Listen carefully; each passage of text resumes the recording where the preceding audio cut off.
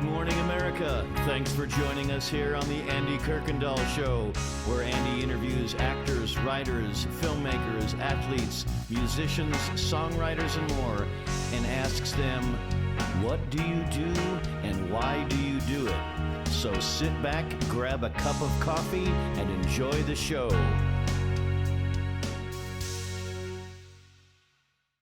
Good morning and welcome to Morning Moments. Thank you for joining us today. And I do appreciate you taking the time to click onto this interview and click onto this show.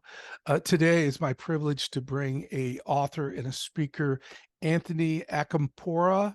And he is with the group Recovery and Ministry, and he'll tell you more about that. And it's my privilege to bring Anthony. Welcome to Morning Moments. Thanks so much, Andy. It's great to be here. Well, let me ask you, Anthony, the question I ask everybody. What do you do and why do you do it? I'm a national director of faith-based services for a national substance abuse and mental health organization. It's a company. It's called Banyan Treatment Centers, and implemented this faith program. It's called Faith and Recovery back in 2015. It's part of Banyan. We have 16 locations nationally, and we have a faith-based program. It's a Christian, non-denominational, faith-based program in part of Banyan in Pompano Beach, Florida. We just opened one in Palm Springs. So what I do is I'm the chaplain. I deal with the ministry aspect. I do individual faith counseling. I do some groups. I do some outreach. I oversee the whole program at Pompano and also nationally. We expanded our faith program into telehealth, so it goes out to all Banyans at all levels of care on telehealth, which is basically Teams, used to be Zoom, and we're able to provide faith-based services at all of our Banyans. So I oversee that, and I do some of those groups as well, and some of those individual faith counseling sessions. And just blessed. It's amazing to see the transformation in people's hearts, genuine transformations of the heart. And some of these people are brand new to this. They're brand new to faith, or they may even had issues with God and really strayed away. But he's always there to welcome them back. And I've been seeing this with hundreds of our clients. So I speak at different events, that type of thing. I used to host a radio show called Faith and Recovery. It aired in Atlanta and Orlando on Faith Talk Atlanta and The Word in Orlando. I just love telling people about God and trying to direct them to him, because he does all the rest. He's the one transforming hearts. I'm just kind of directing traffic here. You know, when you work with recovery, I know as a psych nurse, retired psych nurse, I've worked with a lot of people in recovery. I'm just always amazed how God just takes us where we are. It doesn't matter how our journey's been and how many relapses we've had. He takes us today the way we are. He uses the pain and the hurt. I went through major depression and anxiety for about 7 years, which led into addictions to gambling and alcohol. That's how I ended up in this field. I was never in this field. I was a director of corporate security in Manhattan, in California, in the world. And he had a much bigger plan, a much greater plan, but it started out pretty rocky and went through a lot of pain. But what happens is when you go through suffering, I think, I started to develop a compassion and an empathy for people with mental health disorders and addiction, which I never had before I went through it, because I know it intimately, because I've been through it. And I'm able to relate to people that I wouldn't have been able to relate to before. So it starts to make sense, God's purpose and God's plan, and how he works all things together for good. Romans 8:28, for his purpose. Yeah, and I always say God likes to take us the way we are, but he loves us enough not to allow us to stay that way. And so we move the next steps, and sometimes it's very painful adventure of moving past the hurts that we were in. Yeah, absolutely. It was bad. It ended up getting really, really bad, but I pull from those experiences every day. I see exactly what he was doing in all of this pain and turmoil and chaos that I experienced. And it would be hard for me to relate or even understand what do we do here if I didn't go through it. I think so. Like I said, he really has a purpose and a plan, and that's provides a lot of hope. I didn't understand his plan when I was going through it. It made no sense to me at all. And in fact, I blamed him, God, most of the time for all the pain and suffering. But he used it. He works it together. The mess becomes a message if we allow him to work in our lives. You've been able also to take that message and put it in a written form too, haven't you? Yeah, I wrote a devotional book back in 2015, and I didn't even know I was writing a book. I was just writing things to encourage our clients. I was a chaplain at another treatment center back then, and it got published. And then I wrote another book, which is called Overcoming Emotional Obstacles Through Faith, Navigating the Mind Field, MIND. That's the subtitle. And most recently, I wrote a book called Finding Hope in Hopelessness, which I'm the co-author of, which is a conversation, a faith-based and clinical conversation, basically between me, who focuses on the faith aspect of all these things we deal with here at Banyan, and then our COO, Eric Oakes, who's a clinical guy. And it's a conversation of clinical and faith on depression, anxiety, addiction, all those types of things. It's nice to be able to have it in that book form, written form, so that people can go back, read it, underline it, highlight it, and just to feed on that information over and over again that feed their spirit.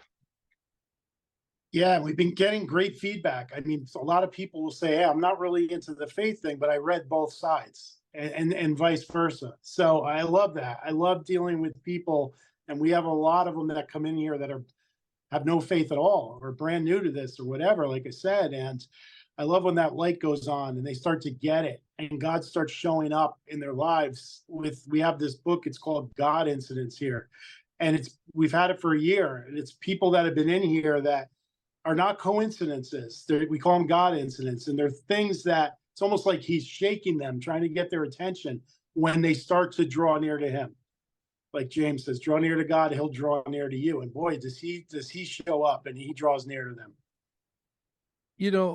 Sometimes our pain draws us to people so that we can be healed from it. But what would you tell folks today that are being drawn in because of their pain and find that they have a need for a savior? What would you say to them about this? Well, I mean, I just go back from my own experience. I was in and out of treatment for 7 years at a lot of different places, some of the so-called best places in the country. And the only thing that worked for me, the only one that worked for me, is when I finally cried out to God, kind of like David in some of the Psalms, and he answered, and he gave me the ability to forgive, number one. And he gave me the ability to have compassion for people suffering because I went through it. So, I came to Christ March 6, 2005. What happened was I had a radical transformation, and I was on fire for almost a year. And then I learned of how I was betrayed, and I had a lot of unforgiveness in my heart, and I drifted away from God. So all the stuff that I mentioned happened after I came to Christ. But he never left me. I left him. He doesn't leave us. He doesn't forsake us. I blamed him. I left him. I was operating under my will, right? And that's where all the problems came in. The beauty about it is his grace and his mercy is he's always waiting for us to come back, no matter how far we've drifted, how much we rejected him. And that's exactly what happened. And I'm just forever grateful that, the love that God has for us through Christ. And, there's no one that could tell me anything different, that it wasn't him, that he didn't intervene, that he didn't provide his peace that surpasses understanding, and joy, and just it's been so amazing the past 9 years. As bad as the years were previously, the past 8.5, 9 years have been absolutely amazing. I mean, major things, major blessings. And it's not always going to be perfect, because we're in a fallen world. But the big things, I mean, I've been absolutely in awe of God, of what he's done in my life over the past 8.5 years. There's often a difference between coming to Christ, asking him for forgiveness, and that moment when you have total surrender. And sometimes that time of total surrender, when you say, I can't take it anymore. I've tried to serve you on my own, but now I'm all in. When we do that all in, God says, "Nah, that's what I've been waiting for you, just to be all in." Yeah, it's 85 verses in the Bible says, seek God with all your heart and you'll find him. And it's trust the Lord with all your heart in Proverbs 3:5. It's all in. And for years I was half in, or quarter in, half-hearted prayers. And I never really wanted a relationship. I just kind of used God when I needed something.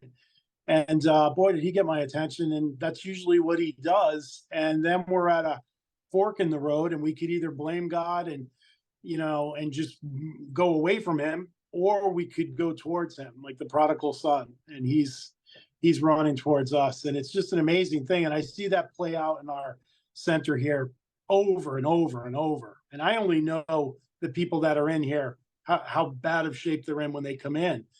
I don't even know what they've been doing the past months and years. And so he's in the restoration business. God is in the restoring hearts business. And it just, he's not going to force himself on us, but all we need is that mustard seed of faith, like Jesus spoke of, and he will start to get your attention and show up.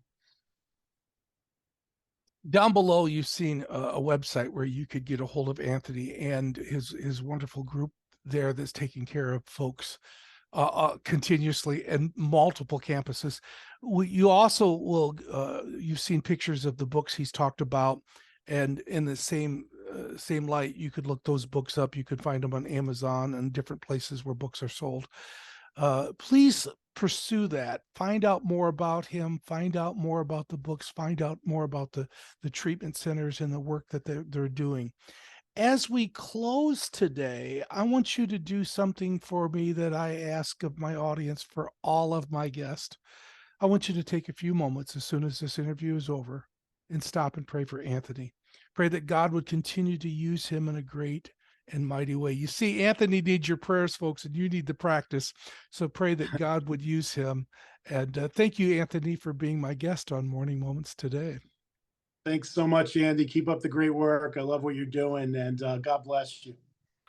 Thank you for showing up. Keep coming back, and may God richly bless you.